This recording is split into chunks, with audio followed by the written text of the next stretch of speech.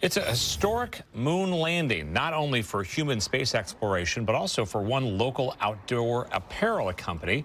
Fox 12's Connor McCarthy is live in Beaverton to show us how Columbia Sportswear's insulation technology used in some of its jackets is now playing a critical role in keeping dozens of instruments on the first ever lunar private module safe.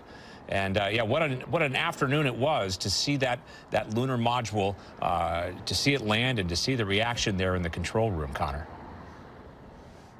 Oh, that's right, Pete. It was definitely tense if you were watching it live. There were some points where Mission Control wasn't sure if that lunar lander actually landed on the surface of the moon, with communication being lost for a few minutes. But it was around 3:30 our time that there was confirmation that the lunar lander had landed. And this is the first time in 50 years that the United States has put something on the moon. But this time it's from a private company, Intuitive Machines. Now, Odysseus launched from Cape Canaveral, Florida last week and made its way to the moon. There are multiple payloads on board the lander, including items from NASA. NASA is the main sponsor of this launch and is hoping this can be a test run for missions this decade where humans will once again step a foot on the moon. Columbia's Sportswear mission was to safeguard critical electronics and payloads from the harsh environment of space. The company used its Omni-Heat Infinity technology to insulate the lander and protect it from extreme temperatures. CEO Tim Boyle says he's proud to see the work of those behind this technology at his company be part of a historic mission.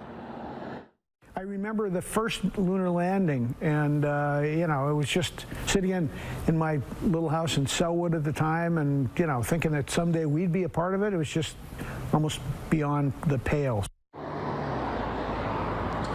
Now, the first attempt by a private company to land on the moon did fail last month. Astrobotic Technologies' lunar lander actually fell back to Earth and burned up in the atmosphere above the Pacific Ocean 10 days after takeoff from Florida. Now, coming up in the next hour, I'll take you inside Columbia during those tense moments and also the moment when there was confirmation the lunar lander had landed. But for now, reporting live in Beaverton, Connor McCarthy, Fox 12 Oregon.